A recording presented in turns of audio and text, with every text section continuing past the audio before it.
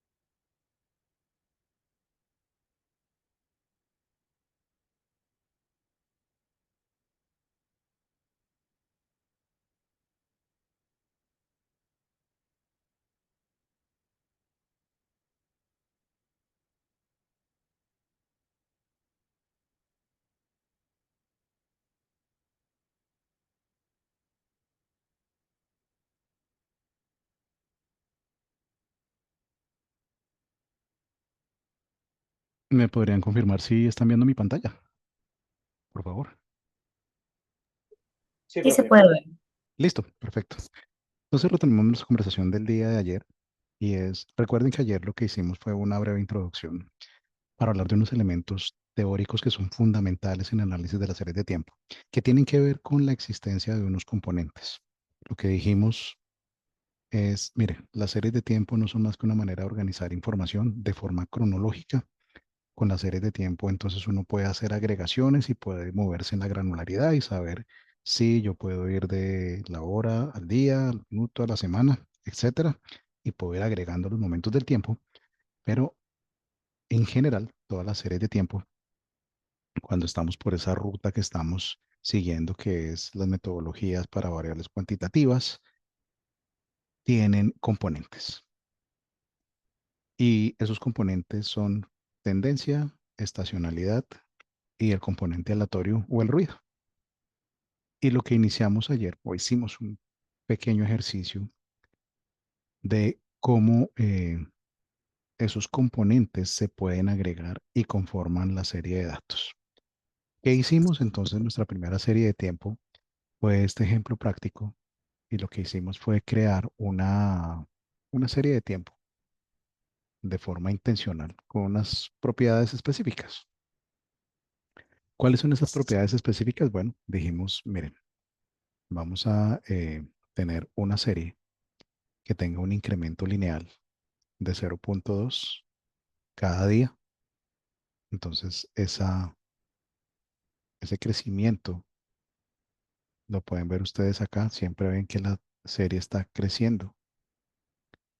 Dos, hay una estacionalidad y entonces dijimos, sí, hay unos comportamientos de picos que se ven específicos en cada momento del tiempo y además existen unas perturbaciones que llamamos aleatorias. Quiero volver entonces un segundo a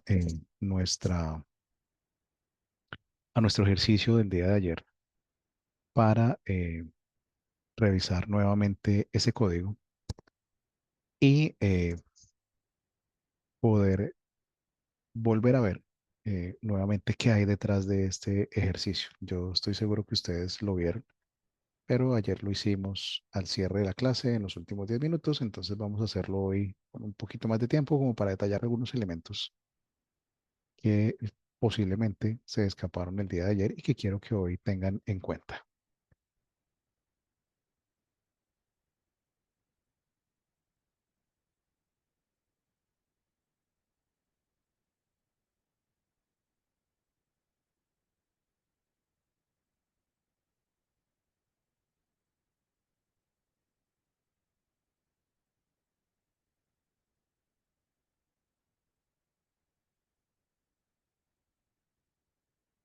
Bien, ¿ya están viendo de nuevo mi pantalla?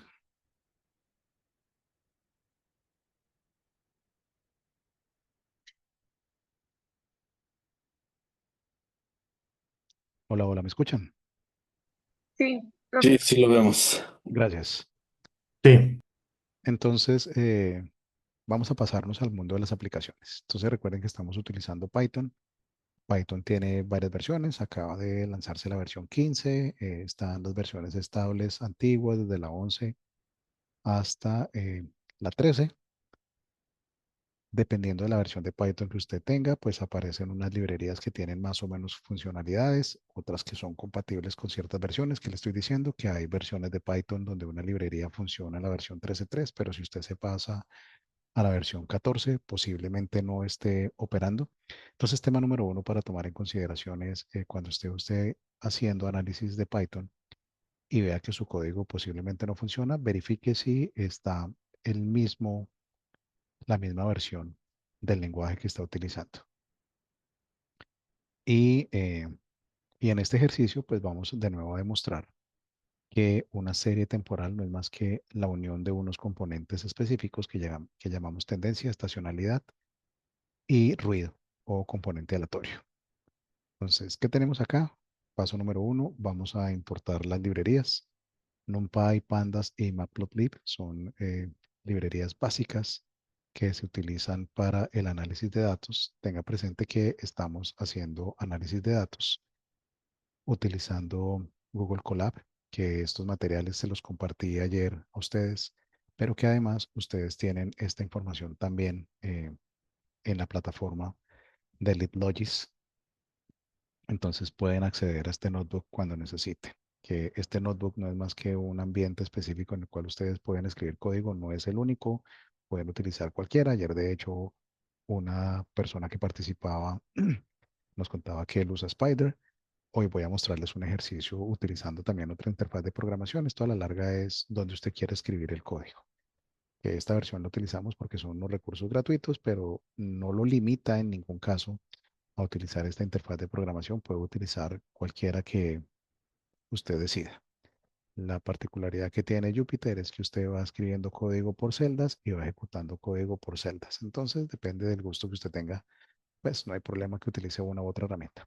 Lo primero que hacemos normalmente cuando desarrollamos un ejercicio con Python, cualquiera que ella sea desarrollo de software, un problema de análisis o crear un modelo, es importar las librerías. Las librerías, pues, no son más que un conjunto de software que tiene las funciones o los métodos que requerimos para solucionar el problema. En este caso, traemos métodos matemáticos, traemos objetos similares a las hojas de cálculo, es decir, cómo ordenamos nuestros datos por filas y columnas, y tenemos un objeto para hacer visualizaciones, que creamos nuestra serie de tiempo.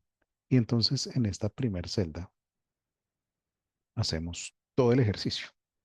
Todo el ejercicio es, miren que estamos suponiendo entonces una fecha de inicio, una fecha final. Vamos a suponer en consecuencia un rango de fechas con frecuencia diaria y vamos a crear un índice de tiempo. Un índice de tiempo no es más que ordenar los datos uno, 2, 3, 4, 5. Para eso sirven los índices en Python, para ordenar los elementos desde el primero hasta el último. Y con ese orden, pues vamos a crear este componente que llamamos tendencia. Es decir, recuerden que ustedes pueden ejecutar activando este botón, o si ustedes en su teclado hacen la combinación de las teclas Shift Enter, pueden ejecutar toda la celda. Que si quieren crear una celda adicional, pues ustedes lo pueden hacer de dos maneras. La primera es haciendo clic acá en una celda de código o haciendo escape y con la letra B de below o debajo de pueden crear una celda adicional. Si yo llamo a este componente, lo que quiero ver hoy es, yo creo un objeto, este objeto inicial que es T. Veamos qué es T. Entonces ustedes pueden simplemente llamar ese objeto y ver qué tiene en su interior. Y pues lo que estamos viendo es efectivamente este índice de tiempo.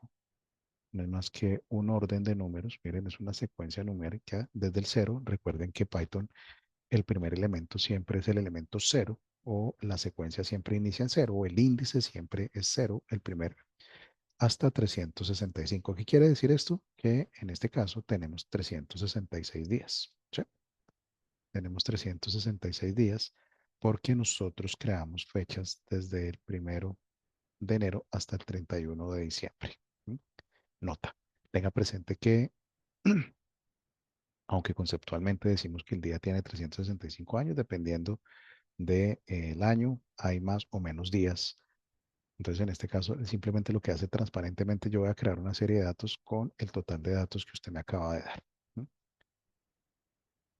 Y que con este índice, mire, con este índice, él va a crear la tendencia. La tendencia no es más que multiplicar cada uno de estos índices por 0,2. Entonces, si yo llamo acá la tendencia, yo quiero ver la tendencia, esa variable que acabo de crear, tendencia, pues lo que voy a tener efectivamente es cada valor multiplicado por 0,2. 0,2 y entonces va haciendo esa multiplicación por 0,2. Entonces, esto es lo que genera ese comportamiento creciente. Después tenemos una estacionalidad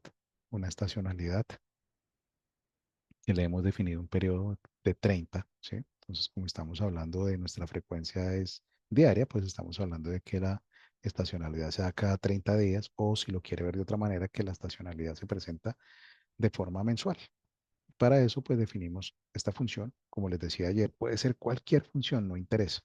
Lo que queremos es ver efectivamente un comportamiento de series de tiempo agregadas y aquí pues voy a llamar la estacionalidad. Entonces,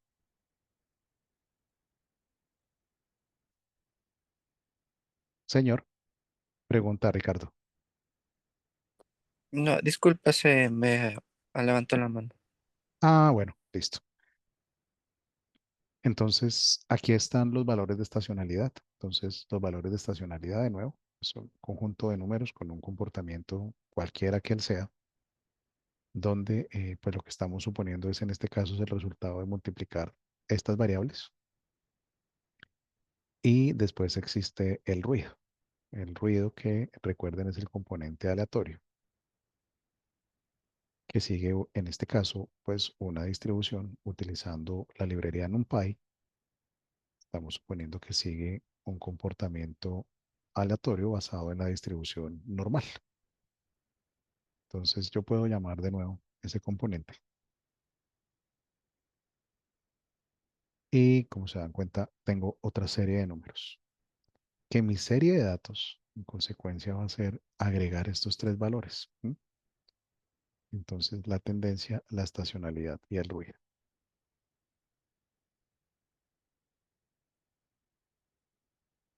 Ah, perdón.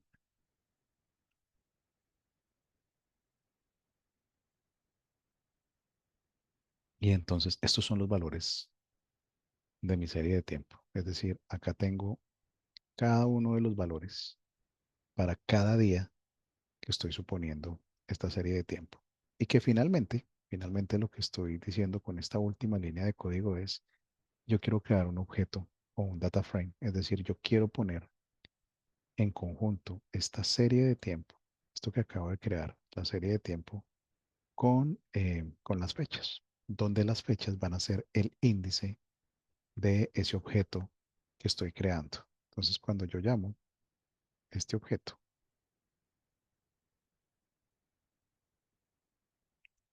pues lo que voy a tener es un objeto de tipo pandas, ¿sí? Una serie de tipo pandas, o si lo quieren ver, una columna indexada, donde el índice es la fecha, ¿no? Es decir, está ordenado siempre de forma numérica el índice cero es, en este caso, el 1 de enero del 2024.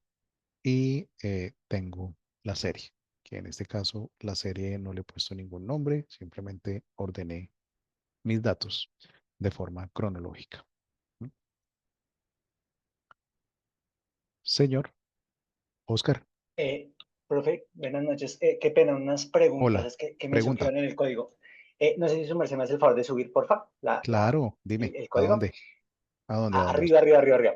Es que tenía una duda. Primero, es que estuve buscando el método SID, pero dice que es como para guardar esos números aleatorios. O sea, no entendí muy bien ese método. En la ¿Cuál primera método? ¿Cuál línea, método? numpy.random.seed. Ah, listo. Entonces déjame explicarte, Oscar. NumPy Random Seed es, tú vas a sembrar una semilla. ¿Qué significa sembrar una semilla? Voy a comentar esta línea para que lo veas en vivo. Uno utiliza estas líneas para poder replicar los resultados, es decir, que siempre obtengas el mismo comportamiento de los datos, ¿sí? Porque como estamos creando unos datos aleatorios, ¿sí? Si yo no siembro una semilla, entonces cada vez que yo ejecute voy a obtener datos distintos. Se los voy a demostrar, ¿sí? Entonces voy a cambiar. Miren que comenté, puse el numeral es hacer comentarios. Entonces si yo ejecuto esto, ¿sí? Y vamos aquí a la serie para que lo veamos gráficamente. Entonces, miren que tengo una serie de datos donde se dan cuenta que aquí va cambiando un poquito. Y si yo vuelvo a ejecutar, vamos a hacerlo acá de nuevo para que lo vean. Miren que acá el primer valor es menos 6.4 y el segundo es 3.0. ¿Mm? Si yo vuelvo a ejecutar, vuelvo a llamar la serie. Entonces a ver, ya no tengo menos 6.4, sino que tengo menos 4.2 y 1.8. Y si vuelvo a ejecutar, y miren que la serie igual, aprovecho para demostrarles, miren, las series, independiente que los números sean aleatorios, se dan cuenta que es agregar componentes, porque seguimos sumando componentes. Y si yo vuelvo a cambiar acá, si vuelvo a ejecutar esta línea, se van a dar cuenta que van a cambiar estos valores. Ya no va a tener 4.2 y 1.8. Entonces, ahora es 0 y 2.0. ¿Sí? Luego, ¿para qué sirve sembrar una semilla, Oscar? Una semilla sirve para poder replicar siempre los datos. Es decir, yo quiero siempre obtener los mismos datos porque no quiero que cuando ejecute este código, pues los resultados que yo les compartí sean distintos a los que yo vi en mi pantalla y seguramente ustedes envían sus datos y pueden cambiar. ¿Cuándo lo utiliza uno? Aparte de estos casos donde estamos recreando una serie de tiempo, miren, cuando ustedes están haciendo un modelo. En algunos casos los modelos, cuando están tratando de encontrar valores en un espacio de valores, pues siguen un comportamiento específico. Algunos hacen búsquedas aleatorias. Entonces ustedes pueden encontrar parámetros en ese espacio utilizando una búsqueda aleatoria. Si ustedes no siembran la semilla y le entregan su código a alguien, pues ese código puede obtener resultados distintos. Para que ustedes garanticen que los resultados se mantienen, pues ustedes utilizan en consecuencia la semilla. No sé si te di respuesta a eso, Oscar, y te quedó claro. Sí, profe, pero entonces ese 629, ¿por qué ese argumento?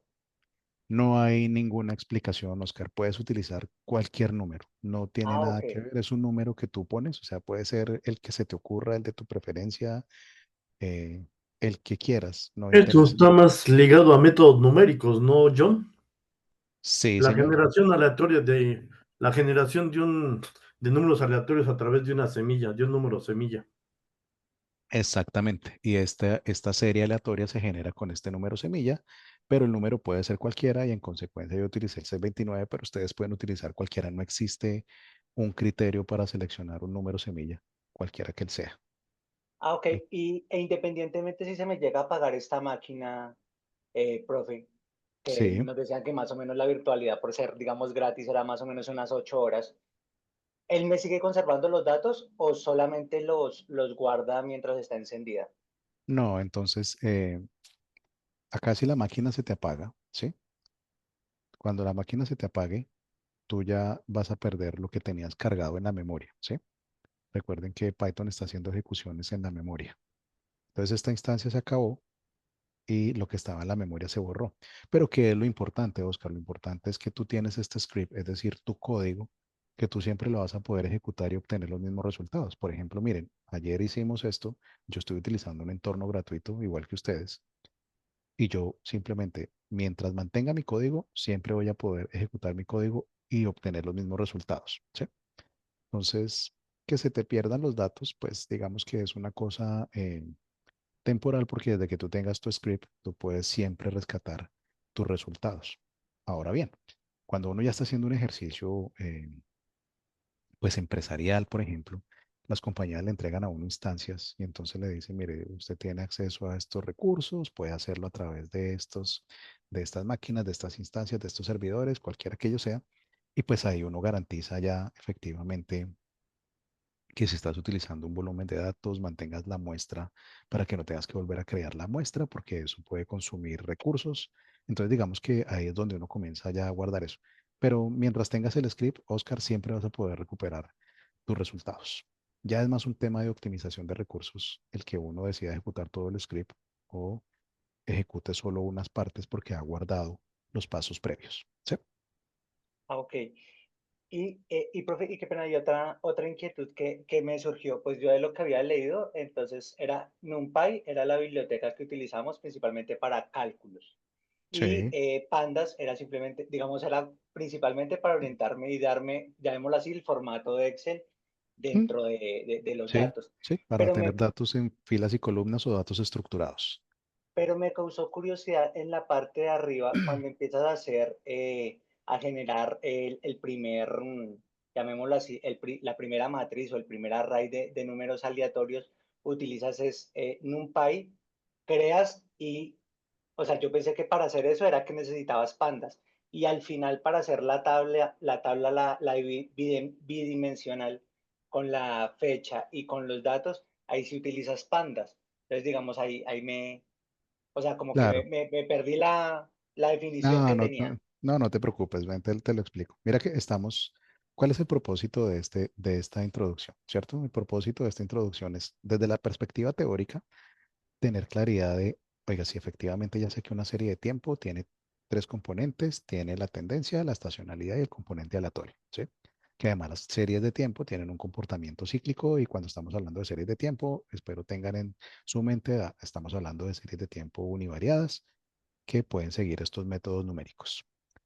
Acá lo que estamos creando es una serie y utilizando nuestro ambiente que es Google Colab.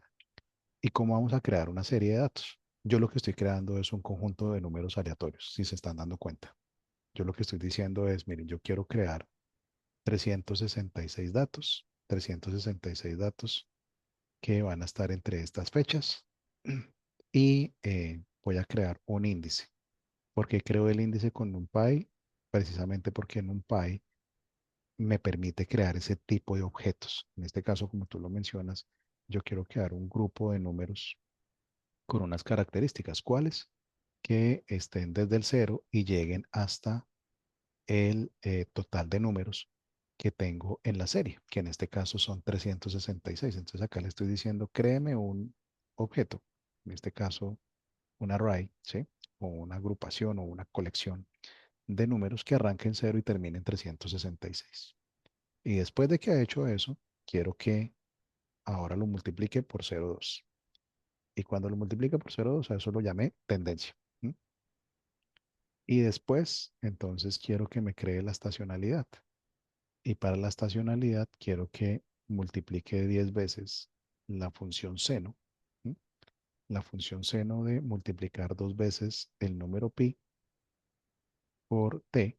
Recuerden que t es cada uno de los valores que tengo acá, de los 366 valores. Y divídalo por un número, que en este caso yo llamé periodo estacional, ¿sí? Porque yo quiero que se repita. Recuerden que la estacionalidad es, yo quiero que se repita en el mismo momento del tiempo y a mí se me ocurrió ponerlo, yo quiero que se repita cada 30 días. ¿Sí? Y lo mismo sucede con el ruido. Entonces le dije, créeme ahora otro conjunto de números, créeme ahora otro conjunto de números aleatorios, pero siguiendo la distribución normal. ¿Sí? Y entonces simplemente sigue una distribución normal o de tipo gaussiano, como la quieran llamar, para generar estos valores. Y a la larga, después le dije, como ya tengo tres objetos distintos, ¿sí? Tengo uno entre 0 y 366, tengo 366 valores que son el resultado de multiplicar cada uno de estos por 0,2. Tengo 366 valores que son resultado de esto y tengo 366 valores que llamé ruido, quiero que los sume. Y entonces acá por eso lo llamé serie de tiempo. Esto es lo más importante, mire, porque lo que estamos mostrando es efectivamente las series de tiempo son la suma de unos componentes. ¿Sí? Y después de que lo tengo, como una serie de tiempo, ¿sí? O sea, voy a volver a llamar acá a esto, Oscar. Si yo llamo este objeto, este time series, perdón, yo llamo este objeto, y lo que se van a dar cuenta es, miren, esto es un array, ¿sí? No es más que una colección de datos o un objeto de NumPy. ¿Mm? ¿Cómo saben el tipo de objetos que ustedes están manipulando en Python? Pues simplemente ustedes tienen la función type, entonces la pueden aplicar a cualquier objeto y la función type les va a decir, oiga, miren, ustedes están utilizando un objeto de tipo NumPy, es un array de NumPy, ¿sí? Pero normalmente, parte de las librerías que suele todo el mundo utilizar para el análisis de datos, pues son como unas librerías, llamémoslas las más famosas, ¿sí? Entre ellas están pandas. Entonces, por eso yo llamo pandas para decir, yo quiero volver eso un objeto de pandas. Y entonces por eso lo vuelvo un objeto de pandas, una serie. ¿Mm? Una serie de pandas no es más que una columna con un índice, con una característica particular y es, piensen en pandas como si fueran hojas de cálculo, como tú lo has mencionado, Oscar, donde tienen filas y columnas. ¿Mm? Y en este caso, pandas tiene un elemento fundamental que se llama los índices. Los índices no es más que una manera de poder identificar la fila 1, la fila 2, la fila 3, la fila 4. ¿Mm? Y cuando estamos identificando esos índices, recuerden que la fila 1, el índice es el número 0. En este caso, entonces arranca índice 0, índice 1, índice 2, índice 3. Y por eso lo vuelvo un objeto de pandas. Esa es la razón de ser, porque seguramente muchos de ustedes suelen utilizar esta librería. Entonces, pues, de nuevo, es a gusto del cliente. Usted puede utilizar pandas. Por ejemplo, a mí me gusta mucho utilizar polars. Entonces, al final, también les muestro otra manera, ¿sí? De que no solo tienen que casarse con unas librerías. Existen varias maneras de hacerlo. Y por eso, al final, después de lograr el gráfico, ¿sí? Demostrarles si efectivamente, miren, yo obtengo una serie de tiempo sumando componentes, pues ustedes pueden utilizar otras librerías. Y por eso cerraba ayer con, miren, existen otras librerías para hacer gráficos, existen otras librerías para hacer análisis de datos, del- de datos estructurados, en este caso de filas por columnas, ¿sí? O los equivalentes a las estructuras que tenemos en Excel. Y una de ellas es Polars. ¿Por qué utilizamos Polars? Bueno, porque Polars tiene un mayor rendimiento en términos de uso de memoria, en términos de paralelismo al momento de utilizar el procesador o los hilos del procesador. Entonces, pues tiene mayor potencia y si usted quiere mover un conjunto de datos gigante, pues seguramente en Pandas, pues usted va a tener unos costos mayores que los que puede tener en Polars. Pero de nuevo lo que quiero insistir en este ejercicio es, seguramente ustedes ya saben cómo instalar una librería en Python. Si no lo saben hacer, pues acá está el código. Lo pueden hacer a través del comando pip install y llaman a su librería. Si tienen otros ambientes específicos, lo pueden hacer con sus comandos específicos. Y que en este caso, pues a través de Polars y de Plot9, que es otra librería, pues estamos haciendo exactamente lo mismo, creando un objeto. En este caso, Polars es el alias que utilizamos con Polars es PL y estamos diciendo, yo quiero que me cree ahora un data frame de Polars. Miren que es exactamente lo mismo. Es un ordenamiento de datos de filas por columnas. ¿Sí?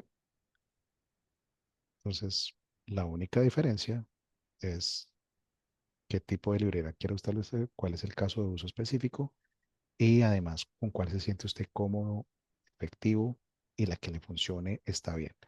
Eso, por eso le recalcaba ayer, no importa la interfaz de programación, es decir, usted lo puede hacer en Colab, lo puede hacer en otro, ya lo vamos a ver. Lo importante es que conceptualmente tenga claro, porque yo ya sé que la serie de tiempo tiene 3 componentes y que la manera con la que yo resuelva este problema, el tipo de herramienta, pues es un problema distinto, eh, ajeno a la solución del problema. Y en este caso, si se dan cuenta, aquí en particular tenemos unos valores negativos, ¿sí? Entonces, en el supuesto que yo hice, miren, que es importante este de los supuestos, ya lo vamos a ver, yo dije, oiga, mire, pero es que para mí esto es una serie de ventas. Luego, no pueden existir ventas negativas. ¿Mm? Y como no pueden existir ventas negativas, pues simplemente en este objeto de polars, yo voy a crear una nueva columna. ¿Mm? Si lo hubiesen creado en pandas, pandas tiene una forma distinta de programación. En consecuencia, obtener la columna en pandas sería un elemento distinto. Y cuando lo hago en polars, pues creo una nueva columna que llame ventas y que una vez tengo mi nueva columna, pues puedo comenzar a hacer los análisis descriptivos. Unos análisis descriptivos básicos que en este caso dependen de si la variable es de tipo categórico o es de tipo numérico. Recuerden que voy a hacer aquí un breve resumen del análisis descriptivo.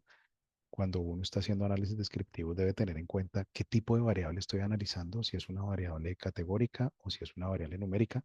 Recuerden que las variables categóricas se dividen en dos tipologías, las variables categóricas nominales o las variables categóricas ordinales, que las variables categóricas nominales no tienen orden, es decir, usted no las puede ordenar de ninguna manera. Por ejemplo, los colores, esa es una variable categórica nominal, no existe una manera de ordenar los colores, ¿sí? Mientras que las variables categóricas ordinales, como su nombre lo indica, pues tienen sentido hacer un orden. Entonces usted puede tener una categoría que se llame ingresos y tiene ingreso alto, medio y bajo, donde usted sabe que el ingreso bajo pues implica unos ingresos menores a los que están en la categoría de ingreso medio y que a su vez estos tienen menores ingresos que los que están en la categoría ingreso alto. ¿Mm? Por el lado de las variables continuas o de las variables numéricas, perdóneme, pues usted tiene las variables continuas y las variables discretas, que las variables discretas en general, su concepción es para hacer conteos de elementos que son indivisibles, es decir, estamos hablando de los números enteros. Entonces, ¿cuántas personas estamos en este momento en nuestra sesión? Eh, no sé, no puedo ver ese dato, pero vamos a estar 15 personas, ¿sí? No pueden existir 15.5 ni pueden existir 14.5. Medio humano no tiene sentido. Mientras que las variables continuas son aquellas que los números decimales hacen sentido y en particular pues cubren desde la perspectiva matemática todo el conjunto de los números reales. Entonces la temperatura eh, es una de ellas donde usted puede decir, sí, estoy a 23.5 grados y la parte decimal tiene sentido, pero en particular, además, comparado con las variables numéricas discretas, las variables numéricas continuas, dado que están definidas para todo el conjunto de los números reales, permiten hacer cualquier tipo de operación sobre ellas. Entonces, ese es un elemento importante a tener en cuenta porque quiere decir, yo puedo aplicar todas las operaciones básicas sobre ese conjunto de variables y tiene sentido hacerlo, ¿sí? Si usted tiene 123.500.23 y le resta cualquier otro valor, tiene sentido hacer eso tanto en términos matemáticos como desde una perspectiva lógica del problema que usted esté resolviendo. Y finalmente, entonces, les mostraba ayer y les decía, miren, ustedes pueden hacer el gráfico con otra librería, ¿sí? No importa, porque aquí el problema no es la herramienta, ese es el mensaje. El punto es, conceptualmente, yo sé qué es lo que quiero hacer, cuál es el problema que voy a resolver y como usted lo decida hacer, bueno, eso está en función de qué tipo de herramientas usted tiene, cuál es su expertise, cuáles son sus preferencias y a la larga el problema de esto no es utilizar una herramienta, sino entregar valor a un proceso de decisiones y tratar de optimizar un conjunto de decisiones en una actividad cualquiera que ella sea personal, de emprendimiento, en una compañía, cualquiera que ella sea, ese es el objetivo. ¿Por qué les quería comenzar con esto? Porque allá no lo alcanzamos a ver y cuando pasamos esto, pues lo que fuimos fue ejecutando uno a uno estos elementos. Pero fíjense que detrás de esto hay un problema subyacente. ¿Cuál es el problema subyacente? Yo les decía ayer, miren, esto es una receta de cocina. Una receta de cocina donde el paso número uno es, pues, la condición previa es, pues usted necesita conocer de su problema, ¿sí? Porque a partir del conocimiento que usted tiene del problema, pues usted ya puede comenzar a hacer este método que inicia con el análisis descriptivo, ¿sí? Y entonces hoy vamos a hablar un poquito de cómo se hace el análisis descriptivo en series de tiempo y cuáles son como los elementos centrales de ese análisis descriptivo. Entonces, permítanme, voy a cambiar un segundo a la presentación. Les hago una pregunta. ¿Tienen ustedes ya los materiales para el día de hoy? No, no, bueno, yo no lo tengo, no sé si los compañeros lo tienen. Bueno, déjenme Justo, ¿cuáles entonces serían los materiales, John? la actividad que vamos a realizar hoy. Creo que no. Bueno, no se preocupen, entonces déjenme, se los comparto aquí por el chat. E igual, ustedes saben que ese material también lo van a tener disponible en la plataforma para que lo consulten y lo puedan volver a utilizar. Entonces déjenme lo adjunto. Un segundo. Ay, caramba, ¿qué dice?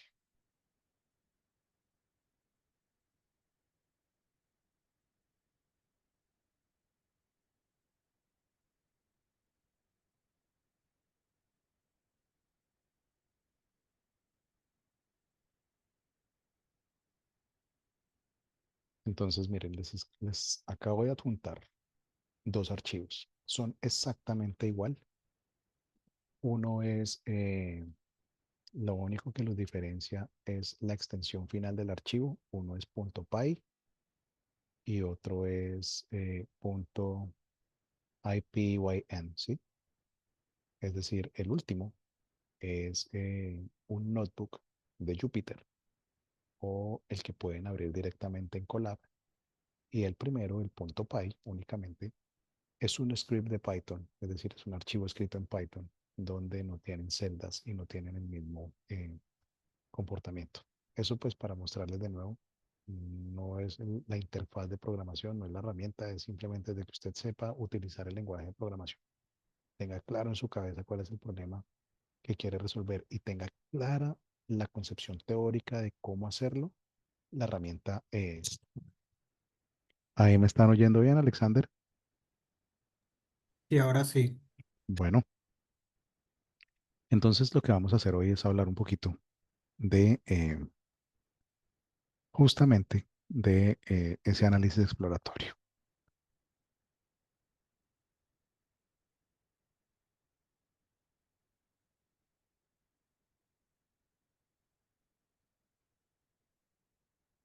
¿Me podrían confirmar si ya ven de nuevo mi pantalla?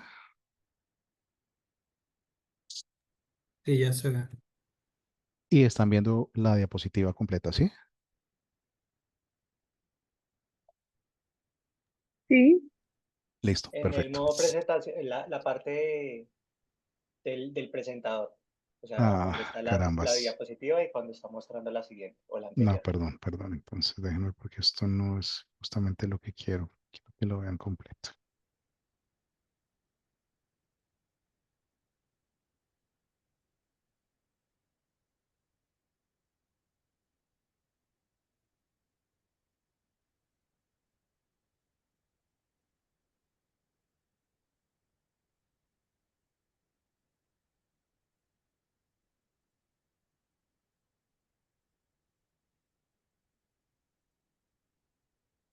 Listo. Ahí ya la deberían estar viendo completa, ¿sí? Sí, profe. Bien, gracias. Entonces hablemos hoy un poco acerca de nuestro segundo tema, que es el del análisis exploratorio de datos. Miren, tener la teoría detrás de los pronósticos y hacer este ejercicio de análisis exploratorio es lo que les garantiza que ustedes puedan hacer un buen pronóstico. No basta con ser un excelente programador en Python. Si usted no entiende la teoría, si usted no sabe el problema que está resolviendo y si no puede hacer un análisis juicioso, exploratorio de los datos, no hay manera de que usted obtenga un pronóstico adecuado, ¿sí? Yo sé que hay muchas herramientas, seguramente que ustedes las conocen o las van a ver más adelante, que hacen pronósticos automáticos. Si usted no puede ingresar los datos de una manera correcta, es decir, si no ha hecho este análisis exploratorio de una manera correcta, no ha construido las variables que se deben o no ha transformado su serie de la manera correcta, porque usted o no entiende el problema o conceptualmente no sabe lo que está haciendo, no existe inteligencia artificial que le entregue un resultado automático que sea confiable. Es decir, que usted pueda utilizar tranquilo en un proceso de toma de decisiones. Por eso es tan importante este paso en nuestra receta de cocina y es el análisis exploratorio. ¿Qué es el análisis exploratorio? Bueno, como su nombre lo indica, es yo voy a partir de un conjunto de datos, voy a tratar de entender cuál es el comportamiento de esos datos, ¿sí? Y particularmente en el análisis exploratorio de series de tiempo, pues lo que uno hace es, uno, obtener unos descriptivos básicos. Y miren qué nota, sé que estamos hablando de series univariadas, pero esto aplica para cualquier tipo de técnica, método, modelo, problema. ¿M? Y es, uno, se obtienen unos estadísticos descriptivos. ¿Cuál es el mínimo? ¿Cuál es el máximo? ¿Tengo datos nulos? ¿No los tengo? ¿Hay problemas de formato? ¿No tengo problemas de formatos? ¿Cómo son las desviaciones estándar? ¿Cómo son los valores centrales? Toda aquella información que me permita entender qué está pasando con los datos, si hay problemas de calidad de los datos, si es que hay comportamientos atípicos, qué está pasando a nivel de los datos o qué me están diciendo los datos respecto del problema que yo estoy analizando, pero no necesariamente tengo que hacer análisis descriptivos desde la perspectiva de obtener tablas o resúmenes. El análisis visual en la serie de tiempo pues también es algo fundamental, porque el análisis visual nos permite conocer de primera vista qué está pasando y hacer un conjunto de hipótesis, es decir, tratar de preguntarse qué es lo que estoy viendo para que usted pueda corroborar si lo que está viendo es cierto, si es un problema de calidad de los datos, si es que hay algo, algún comportamiento que los datos están capturando o que posiblemente usted no había caído en cuenta y que debe tomar en cuenta al momento del análisis. También debe hacer análisis de estacionalidad y entonces mire que acá aparece ya el término de uno de los componentes y es, ¿será que en mis datos hay algún comportamiento repetitivo? Yo necesito saber si hay un comportamiento repetitivo. Puedo utilizar gráficos de caja. Los gráficos de caja me permiten conocer la distribución de una variable continua y establecer si respecto de una distancia particular existen o no datos atípicos, es decir, datos que se escapan a el mayor conjunto de datos. ¿Mm? Debo hacer la descomposición de la serie. ¿Por qué debo hacer la descomposición de la serie? Porque como lo acabamos de mostrar, las series tienen componentes, entonces parte de lo que debo hacer es yo voy a descomponer la serie. Y debo hacer el análisis de los rezagos. ¿Qué es un rezago? Un rezago no es más que una manera de mirar hacia atrás en el tiempo. Entonces imagínense que ustedes tienen una serie diaria, ¿sí? Y ustedes quieren mirar el rezago de orden 1, es decir, voy a mirar ayer, ¿sí? Y el rezago de orden 2 es hace 2 días y el rezago de orden 3 es hace 3 días. Es decir, rezagar la información no es más que comenzar a mirar en el pasado respecto de un momento específico, que en este caso es el presente. Nota, existen unos elementos visuales fundamentales que son los autocorrelogramas.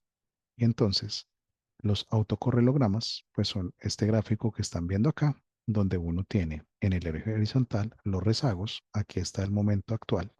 El 0 quiere decir este es el momento actual y usted está mirando hacia el pasado, ¿sí? Está mirando hacia el pasado hasta la cantidad de momentos que tenga. Si esto fuera una serie diaria, está diciendo esto es hoy, esto fue ayer y así hasta que hace 50 días o 45 días.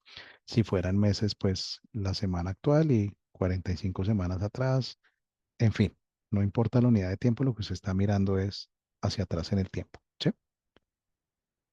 Estos autocorrelogramas lo que nos permiten es entender cómo son los componentes de la serie. ¿M? Porque si la serie está conformada por componentes, pues yo quiero establecer cómo son esos componentes y entonces los autocorrelogramas son una manera de establecer de qué tipo son esos componentes. ¿Mm? En este caso específico que les he puesto en este gráfico, pues deben tener en cuenta varias cosas. Uno, cuando ustedes hacen este análisis o esta inspección visual del autocorrelograma, si los datos tienen tendencia, ¿m? Lo que les va a pasar es que su autocorrelograma pues va a tener este comportamiento de descenso suavecito, ¿sí?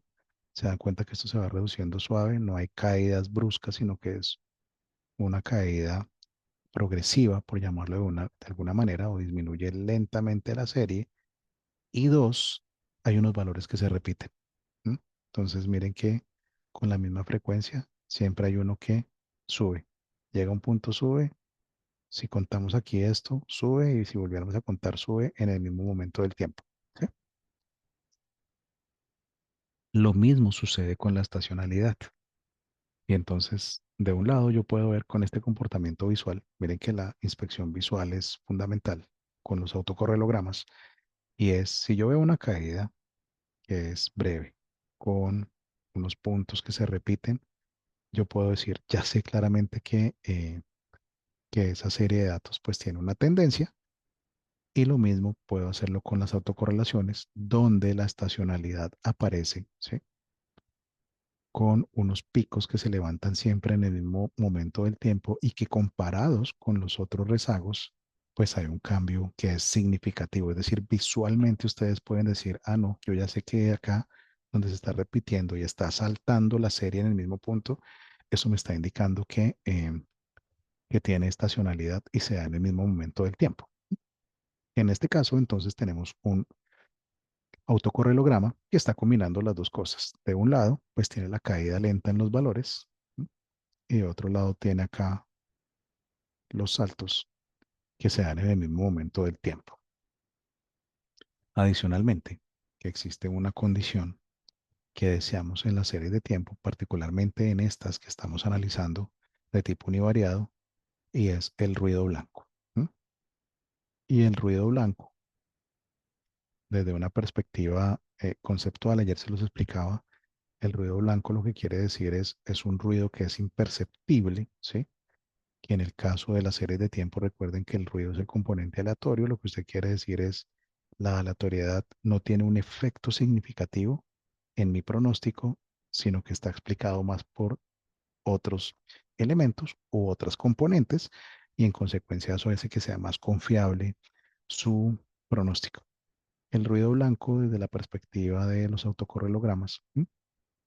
Se puede establecer cuando usted hace un autocorrelograma y no hay autocorrelación entre los rezagos. Entonces, cuando usted encuentra que no hay autocorrelación, usted puede decir, ok, mi serie cumple con uno de los principios que requiero, que es el ruido blanco, y desde que exista el ruido blanco, pues usted puede continuar con esta receta de cocina que estamos elaborando. Entonces, ya lo vamos a ver más desmenuzado, pero tenga presente que este análisis exploratorio de las series de tiempo, pues es un elemento fundamental para que usted pueda lograr el éxito de su pronóstico.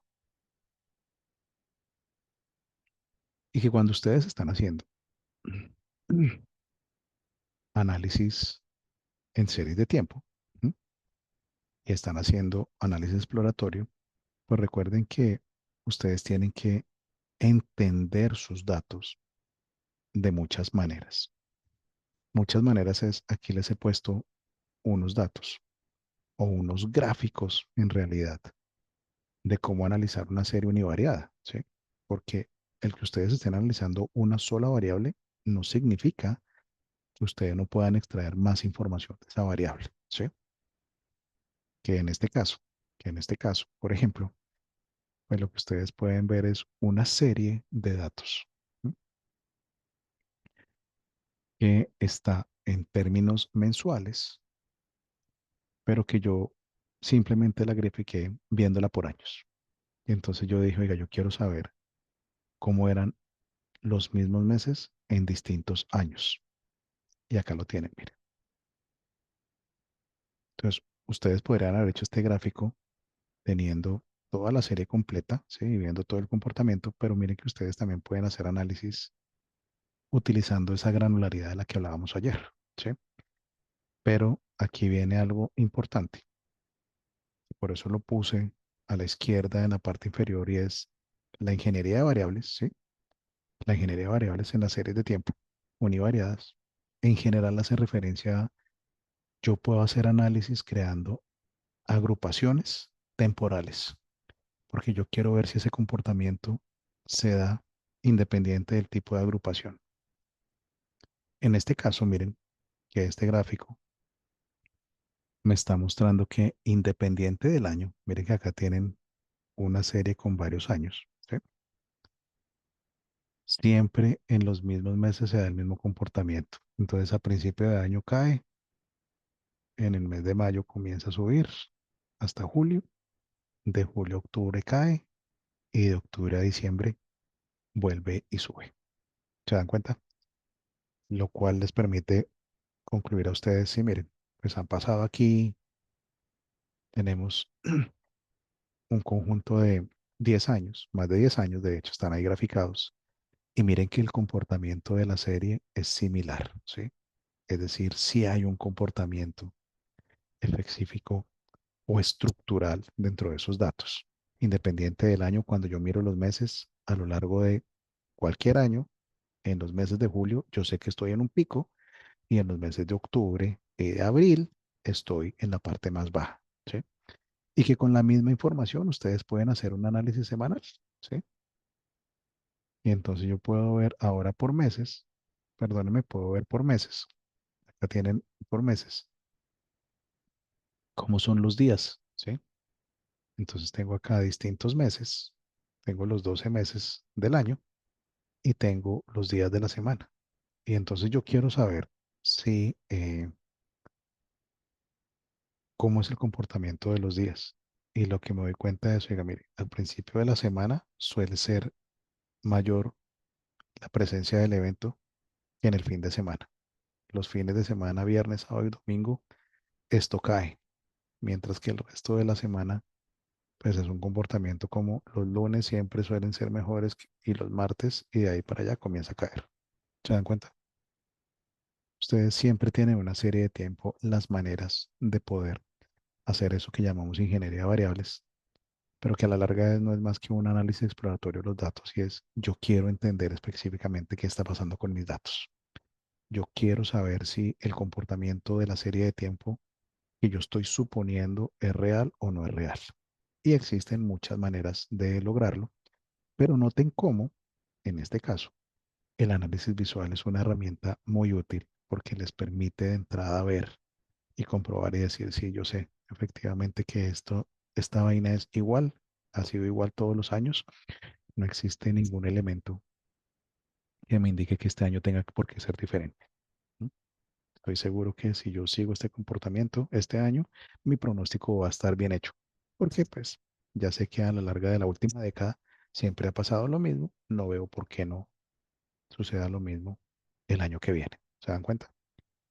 O en este caso, yo ya sé que los fines de semana pues son los días de caída, ¿sí? Entonces, seguramente los fines de semana yo puedo hacer cierto tipo de actividades ya en su negocio en la vida real, contrario a hacerlas el día lunes o el día martes, que es donde tengo la mayor actividad, ¿sí? O si lo quiero de otra perspectiva, yo debería tener todo el transporte y todo el producto listo el fin de semana para que el lunes y el martes se pueda atender la demanda, que son los días de mayor demanda durante el mes. Y lo mismo para este caso, ¿sí? Si yo tengo las horas, entonces yo puedo ver incluso el comportamiento por horas. Y yo quiero saber cómo es en el día, ¿sí? Cómo es la distribución en el día y entonces aprovecho acá para contarles algo. Estos son gráficos de línea. Normalmente las series de tiempo utilizan gráficos de líneas, donde uno tiene el tiempo en el eje X y tiene el valor de la variable en el eje Y, pero eso no quiere decir que ustedes no puedan utilizar otro tipo de gráficos, en este caso los gráficos de caja, ¿m? Donde en los gráficos de caja, pues lo que ustedes pueden ver es la distribución de la variable, en este caso es una variable de consumo, y pueden ver entre qué valores está, cuál es el mínimo, cuál es el máximo, ¿sí? Cuál es el valor de la mediana, es decir, el 50% de las observaciones entre qué valor y qué valor se encuentra. Y estos valores que se escapan, que ven como unos punticos que ven en las colitas, tanto de la parte de abajo como en la parte de arriba, pues se llaman outliers o datos atípicos y que afectan particularmente todos los métodos que se basan en los promedios. ¿Por qué? Pues porque un promedio no es más que la suma de todos los datos dividido, en algunos casos el promedio simple, dividido por el total de datos. Entonces, imagínense un caso simple, por si no lo tiene claro. Estamos midiendo el ingreso del salón, ¿sí? Vamos a calcular el ingreso promedio. Supongamos que todos ganamos $1,000 a la semana, ¿sí? Pero uno de nosotros gana $100,000 a la semana. Entonces, si sumamos esos $100,000 más nuestros $1,000, seguramente el resultado podría ser el promedio de ingresos en esta sesión son $50,000. Pero en la práctica sabemos que ese promedio está afectado porque existe una observación, en este caso un individuo que tiene un ingreso que es totalmente atípico respecto de el mayor volumen de individuos o el mayor volumen de datos que perciben $1,000 a la semana, ¿sí? Entonces, es para que lo tengan en cuenta, que los datos atípicos afectan todos los métodos que están basados en el promedio, pero el problema no es solo cómo afectan el método. Usted también tiene que preguntarse por qué existen esos datos atípicos. ¿Es un problema de captura de los datos? ¿Es que sucedió en la realidad? ¿Qué explica que se ve el dato atípico? ¿Hubo una promoción? ¿Hubo un choque? ¿Qué pasó? Y esa respuesta note que usted la puede obtener a través de su expertise, del conocimiento que usted tenga de su actividad, de su negocio, del flujo que está dando en su negocio. Bien, luego, una vez habiendo hablado de esto, voy a pasar entonces a nuestro material del día de hoy. Cuéntenme, ¿pudieron abrir el archivo que les envié?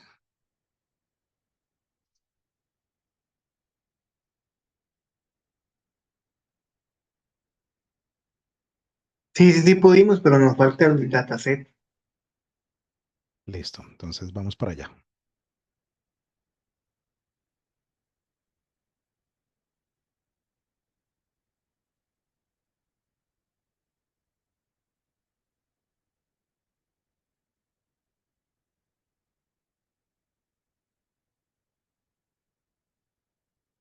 Entonces les voy a pegar la URL del dataset.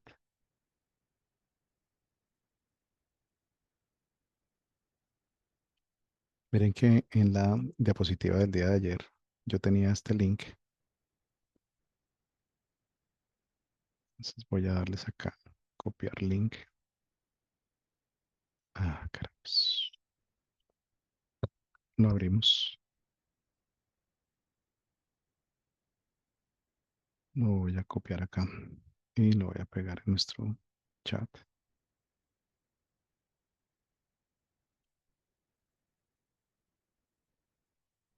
Cuando ustedes van a ese link, pues van a encontrar este conjunto de datos. Este conjunto de datos que precisamente son unos datos para hacer pronósticos de demanda por productos.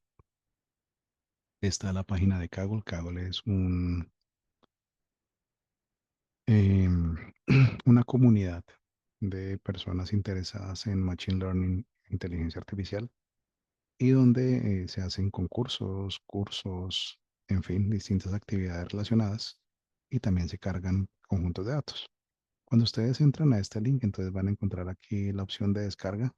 Entonces ustedes pueden hacer la opción de descarga, lo pueden traer directamente con este código a su máquina o si prefieren, y para que lo hagamos rápido, ustedes pueden venir acá a hacer descarga del dataset en formato zip. Deben estar registrados o pueden hacer login con cualquiera de sus cuentas. Si hacen la descarga, entonces él le deja descargar un archivo en formato zip, es decir, un archivo que está comprimido. ¿Sí? Entonces aquí ya estuvo la descarga. Ese archivo que está comprimido, entonces ustedes pueden abrirlo, lo pueden descomprimir. Me voy a pasar acá. Lo pueden descomprimir. Voy a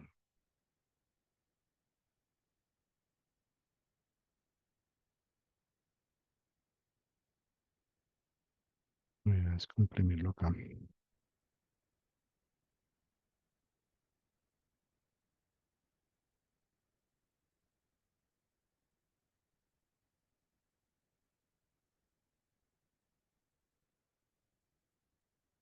Listo. Y entonces acá está el archivo que se llama Historical Product Demand. ¿De acuerdo? ¿Cómo cargan un archivo en Colab? Pues desde que ustedes lo tengan en el Drive lo pueden consumir directamente. Voy a ir a nuestra sesión. Entonces, una vez ustedes han descargado el archivo, entonces en Colab, en la parte de la izquierda aparecen estos menús. ¿Sí? Ustedes acá los pueden desplegar y particularmente está este que es un icono de una carpeta. Ustedes pueden aquí cargar un archivo, ¿no?, que pueden utilizar durante la sesión. Es tan simple como adjuntar un correo electrónico. Entonces ustedes pueden decir, ok, yo quiero que voy a ir a descargas. Yo acabo de crear una carpeta que se llama archivo 2 y quiero que me cargue este conjunto de datos. Entonces simplemente lo que están haciendo es cargando su archivo, en este caso al ambiente o al servidor donde van a tener esos datos. Y cuando quieren leer los datos, pues ustedes necesitan la ruta a ese archivo. ¿Cómo obtienen la ruta de ese archivo? Entonces, si ustedes se paran encima del archivo que acaban de cargar, les aparecen estos tres puntos. En estos tres puntos, si ustedes los activan, aparece la opción un menú desplegable y dentro del menú desplegable está la opción copiar ruta. Entonces, esa ruta, una vez ustedes la han copiado, la pegan.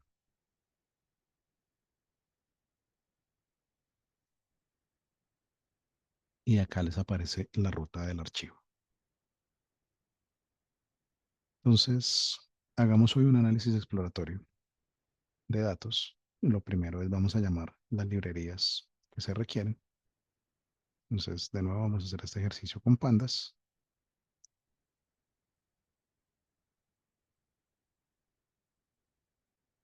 Leemos el conjunto de datos y en este caso, entonces ya vamos a utilizar directamente desde la librería pandas el método leer archivo en CSV.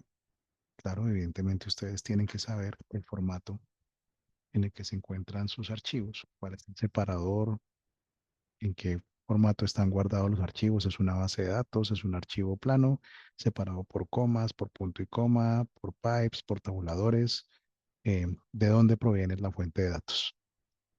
Y cuando uno ha cargado los datos, al paso número 1, yo tengo acceso a los datos, ya los leí, ya los cargué en la librería de preferencia. Pues lo primero es, comencemos a hacer un análisis inicial de los datos. Miremos los datos, miremos cómo son esos datos, veamos qué tienen, qué variables tienen.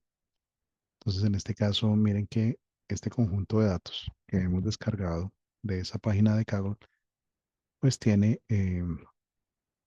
unos códigos de producto, tiene unos códigos de warehouses, tiene unas categorías, tiene las fechas. Miren que las fechas están en formato año, mes, día y tiene la demanda, ¿no?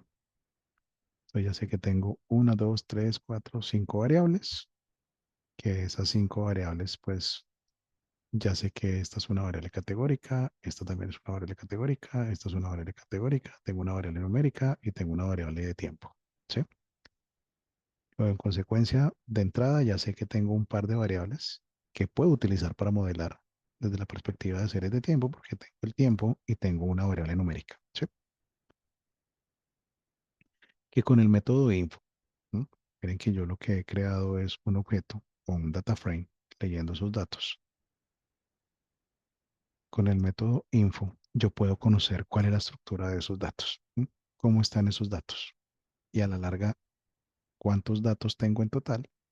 Entonces, miren que acabamos de leer 1.048.575 datos en 5 columnas, que todos, las 3 columnas, miren, las 3 primeras columnas, ¿no? Miren que la columna 1 tiene el índice 0, ¿sí? No tienen vacíos y que la columna fecha, miren, acá le está diciendo, oiga, mira, acá solo hay 1.037.336. ¿Mm? Solo cuando ya lo lee y aplica este método, ya puede establecer cosas. Y es, oiga, yo tengo filas para la variable fecha que están vacías. ¿Mm? Y lo mismo, de qué tipo son las variables. Entonces miren que todas son de tipo object. ¿Qué significa tipo object en Python y en Pandas particularmente? Que todas las está leyendo como si fueran cadenas de texto o variables categóricas, ¿sí? Y de entrada, al menos usted sabe que cuando hizo su lectura inicial de los datos, pues esta no es una variable categórica y esta tampoco lo es. Entonces, solo con esta primera inspección, pues ya usted puede comenzar a ver, oiga, yo tengo que comenzar a trabajar sobre estos datos. Vamos a ver inicialmente con los datos sin modificar. Yo que encuentro, él me está haciendo con el método describe un resumen de las variables categóricas y entonces me está diciendo cuántas observaciones existen. De nuevo, miren que acá estoy viendo otra manera de ver que para la variable tiempo me faltan datos. ¿Cuántos son los valores únicos? Entonces tengo 2.160 productos, tengo 4 warehouses, tengo 33 categorías de producto, tengo 1.729 distintas fechas y tengo 3.828 valores distintos de demanda. ¿Mm? Me está entregando unos máximos. Señor Oscar, pregunta. Profe, que pero una inquietud, cuando estamos utilizando el modelo info en el campo, en el de date, veíamos que era un número menor de registros, pero dice no null, o sea que tiene, o sea, tiene un vacío y me lo está reconociendo como una cadena, Lo pero que él no es, están todos los datos. mira, lo que te está diciendo es el total de datos es 1.048.575. ¿Estamos de acuerdo? Sí, señor. Y que para la variable date tú solo tienes 1.037.336. Es decir, aproximadamente te están faltando como 11.000 datos. ¿Te das cuenta? De Ah, treinta y sí, siete pero mil. esos faltantes, o sea, esos que no tiene, pues dice que es no null en en la siguiente descripción, o sea que no tengo vacíos Él te los en el está campo. leyendo ya, él ya te los está leyendo como nulos. No, acá lo que te está diciendo es, hay 1.037.000 no nulos, ¿sí? Ah, ok, ya, ya, ya. En las otras no tengo nada, no tengo información. Ah, ya, no es que pensé que eran dos campos. Ah, ok, listo. No, este es un solo resultado. Lo Ah, listo, interpretas en profe. conjunto, ¿sí? Listo, sí, señor. Listo. Claramente, pues este análisis de variables, este método describe, pues me está entregando unos resultados que fíjense que a pesar de que los datos los haya leído de forma automática como variables categóricas, pues me está entregando una información que es útil. ¿Mm? Sin embargo, y me voy a saltar acá, lo primero es, yo necesito convertir los datos en los formatos adecuados. Si ustedes hacen una lectura juiciosa de estos datos, lo que ustedes van a encontrar es, oiga, yo sé que hay valores de la variable order demand que trae paréntesis, ¿m? Que traen caracteres que no son los adecuados. Esa es la razón por la cual en este ejercicio, este primer bloque de código está diciendo, yo quiero que en el data frame a la variable order demand vuelva la tipo texto. Vamos a reemplazar los paréntesis. Vamos a reemplazar los paréntesis y vamos a quitar espacios a derecha e izquierda. ¿M? Todo eso para contarles algo que es fundamental y es este tema de la calidad de los datos suele ser un tema primordial al momento de hacer los análisis. Cuando ustedes lean sus datos, verifiquen qué tipo de problemas de calidad de datos existen en sus datos porque no solo son los nulos, es que pueden existir problemas de formatos como estos. ¿Para qué? Para que ustedes los puedan corregir y puedan hacer una conversión al tipo de variable correcto. Entonces, en este caso, después de que hemos corregido ese problema, pues hemos vuelto la variable numérica. Y entonces con este, con este bloque de código ya podemos ver y decir, ok, yo ya tengo mi variable numérica. Veámoslo. Si yo vuelvo a aplicar el método info, entonces miren que ya me va a decir, ok, miren, yo ya convertí esto en una variable numérica de tipo entero, de hecho. E igual sucede con la variable fecha. Con la variable fecha, pues yo tengo que convertirla en una variable de tiempo. Miren que Pandas, por defecto, ¿sí? Trae un método que permite convertir una variable que está en tipo texto en una variable de tipo fecha, nota. Si ustedes se paran sobre las funciones, en este caso, como lo estoy haciendo yo, miren que les despliega una ventana emergente que si ustedes hacen scroll sobre esa ventana, pues van a poder ver la ayuda de la función. Miren, entonces les va a decir, esta función sirve para convertir elementos de un lado a otro, cuáles son los parámetros que tiene y cuál es el comportamiento específico de cada uno de esos parámetros. Entonces, eso es fundamental porque muchas veces uno no se sabe todas las funciones de memoria. Entonces, todas las interfaces de programación tienen esto. Acá se activa de forma automática cuando ustedes se paran sobre la función o sobre el método y pueden ver cuál es la ayuda de cada una de las funciones, cómo se aplica y cuáles son los resultados, si usted quiere utilizar un formato, en fin, solo como para que lo tengan presente al momento que ustedes estén haciendo sus análisis. En este caso, entonces, vamos a convertir esta variable en el tipo datetime, es decir, en una variable de tiempo, y volvamos a aplicar el método info, y entonces miren que acá él ya la convirtió, ¿sí? Entonces ya tengo tres variables categóricas, tengo una variable numérica y tengo una variable de tiempo. De nuevo puedo inspeccionar mis datos con el método head, que con este método head, recuerde que uno de los argumentos es cuántos datos quiere ver. Yo quiero ver 10 datos. Entonces me deja ver 10 datos. Entonces pueden ver justamente un encabezado de sus datos. Adicionalmente, entonces, dentro de este análisis exploratorio, hay un elemento fundamental y es, yo quiero saber cuántos valores nulos tengo. Yo quiero saber en el data frame cuántos son nulos y cuántos suman. Y dígame de eso, cuántas columnas tienen valores nulos. Además, dígame cuántos nulos hay por columna y déjeme ver respecto del total de datos, es decir, de este 1.048.000 observaciones totales que tengo, cuántas son nulas, cuál es la proporción de valores nulos. Entonces, esta línea les permite establecer eso. Y esto está diciendo, ok, mire, hay 5 columnas y en una hay nulos. El total de observaciones son 1.048.000, ya lo sabíamos efectivamente de arriba, y hay 11.239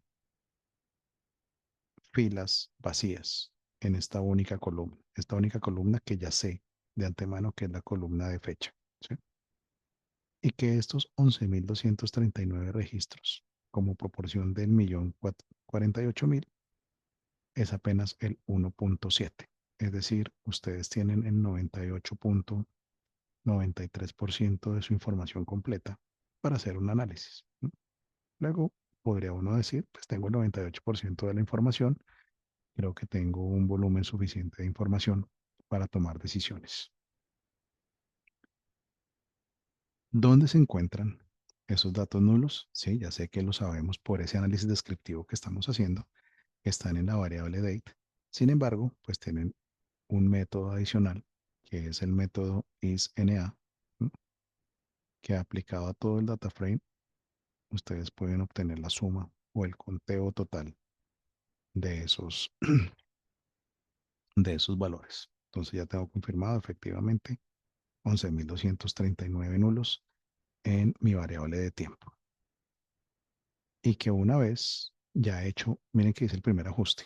Entonces comencé, cargué los datos, los leí, comencé a hacer un análisis exploratorio, miré los datos, cuántos no los tengo, las variables están en el formato que se necesitan, ya convertí las variables en el formato que se necesitan, puedo volver a obtener los descriptivos de, de mi conjunto de datos. Nota, si comparan esta función cuando aplicamos el método describe, al principio lo utilizamos sin argumentos. Voy a mostrarles por acá, miren. Acá está el método describe sin argumentos. Sin embargo, en esta parte sí que hemos puesto el argumento include. ¿Por qué? Porque si lo quitamos, voy a cortarlo aquí rápido, si ustedes quitan esto, él solo les va a hacer los resúmenes para las variables numéricas. En este caso, como el tiempo es una variable que él está organizando de forma numérica, él les está entregando estos valores, pero si ustedes quieren verlo todo, pues simplemente incluyen este argumento. ¿Cómo lo saben de nuevo? Pues recuerden que cuando se paran sobre el método, él les va a entregar la ayuda y en el scroll les va a aparecer la ventana de, oiga, yo quiero saber cómo hacerlo. Entonces acá, cuando ustedes hacen scroll, acá les dice, oiga, mire, existe el argumento all, que como su nombre lo indica, es para todas las columnas, que todas las columnas sean incluidas en el resultado que va a entregar, si son categóricas o si son continuas o numéricas. Entonces acá está entregando esto. Y por ejemplo, miren que para las fechas ya vemos que esto arranca desde el 8 de enero del 2011 y tengo datos hasta el 9 de enero del 2017. ¿Sí? Que estos valores de demanda pues tienen un mínimo en menos 9.9. Nota. Entonces de entrada noten que esos estadísticos ya le está diciendo ok, mire, yo tengo series valores diarios porque me está mostrando días. Tengo una variable numérica que es la demanda, pero tengo demanda negativa. No, eso no tiene sentido. Yo no puedo tener demanda negativa. Tengo 2.160 códigos de producto distintos, tengo 4 warehouses y tengo 33 categorías distintas de productos. ¿Por qué es importante ese análisis descriptivo? Porque ustedes pueden decir, ok, es que a mí solo me interesa analizar un código de producto específico o de los 4 warehouses, yo quiero analizar el que más datos tenga, por ejemplo. Entonces, ¿cómo lo podría hacer? Vamos a hacerlo acá. Y es yo quiero saber efectivamente cuál es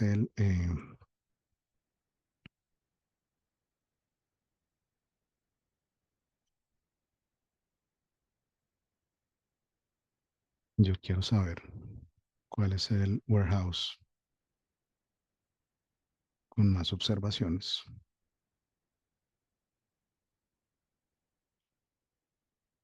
Entonces, aquí lo pueden saber. Y es, ok, miren, tengo 1.000.000 de datos, ¿cierto? Pero del millón de datos tengo 764.000. Es decir, aproximadamente entre 75 y el 77% de las observaciones corresponden al warehouse J. Entonces ustedes podrán decir, oiga, a mí me interesa solo donde esté la mayor proporción de observaciones y voy a hacer el análisis sobre el warehouse J. Y entonces pueden filtrar este objeto solo para el warehouse J. ¿Sí? Que en este caso, pues continuando con este ejercicio, entonces lo que ya uno puede comenzar a analizar es, ok, mire, yo sé que tengo 2.160 códigos de producto, tengo 4 warehouses, tengo 33 productos, tengo datos diarios desde el 2011 hasta el 2017 y además tengo valores negativos de la demanda, lo cual no tiene sentido. Que en este caso, además, estoy perdiendo el 1% de información de los datos, de las fechas, porque no tengo valores de la fecha, no sé cuándo se dio el evento. Y como los valores no tienen sentido, la demanda no tiene sentido, entonces acá yo tomé una decisión ya como experto que estoy analizando el problema. Miren que el conocimiento que ustedes tienen sobre el problema es fundamental. Y en este caso yo he dicho, no, es que no existen ventas negativas, eso no puede darse. En consecuencia, cuando sea negativo, Cuando la variable de demanda sea negativa, yo quiero que cambie esos valores a cero. Y entonces aquí acabo de tomar una decisión. Acabo de cambiar esto a cero. Y si yo vuelvo a ver esos descriptivos,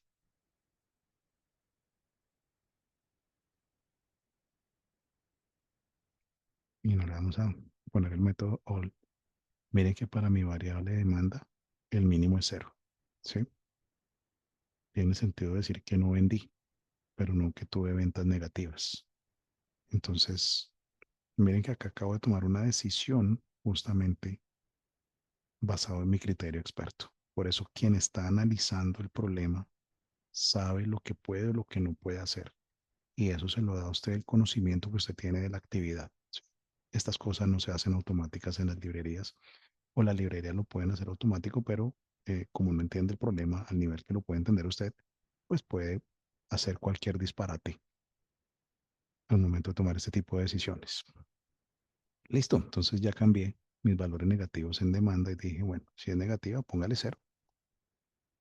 Y voy a hacer otro tipo de limpieza de mis datos. Miguel, ¿levantaste la mano? ¿Alguien levantó la mano? No, era dedo arriba de que sí. O Ah, sea que esto perfecto, no Miguel. sustituye el conocimiento de negocio. Jamás, Digamos, este es nunca. el medio para alcanzar lo que pretendemos, pero obviamente con el expertise del negocio. Exactamente, Miguel. En ningún caso los va a sustituir. Eh, Tienen que conocer ustedes de su problema y de su negocio, si no, esto no, de verdad que les puede entregar cosas que no hacen mucho sentido. Otro elemento que uno puede hacer es, oiga, yo quiero saber si hay valores duplicados, ¿sí? Porque a veces en los flujos o porque la gente digita los datos, utilizamos formatos de Excel. Bueno, somos humanos, nos equivocamos, pueden existir datos duplicados. Entonces, una manera es eliminemos los datos duplicados. Entonces, para eliminar los datos duplicados, existe este método que es drop duplicates y voy a crear un nuevo objeto. En este caso lo llamé df clean. Si yo aplico esta limpieza y con el método shape comparo los valores totales, entonces miren que originalmente vienen 1.048.575 observaciones, es decir, 1.000.000 de filas con 5 columnas, pero cuando quito los duplicados solo hay 924.000, ¿no? Es decir, estamos hablando más o menos, que en esos datos 80.000 filas eran datos repetidos. Entonces son cosas que siempre se tienen que hacer para este análisis exploratorio.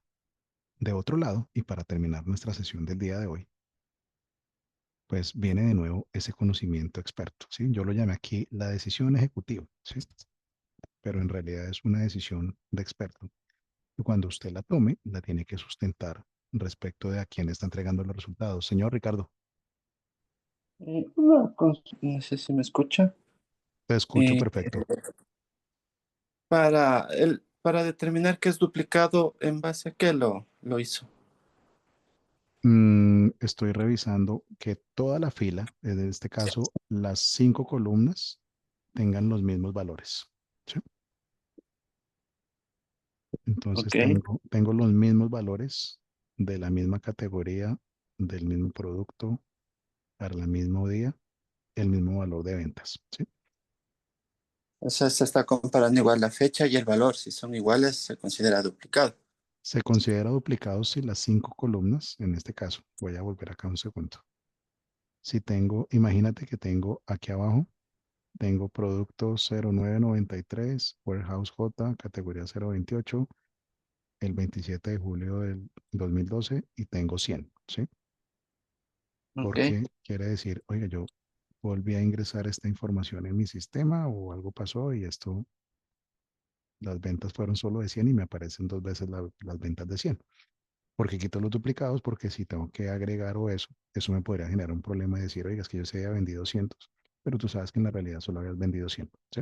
Esa es la razón de quitar los duplicados. Ok. ¿Listos? ¿Alguien más tiene una pregunta?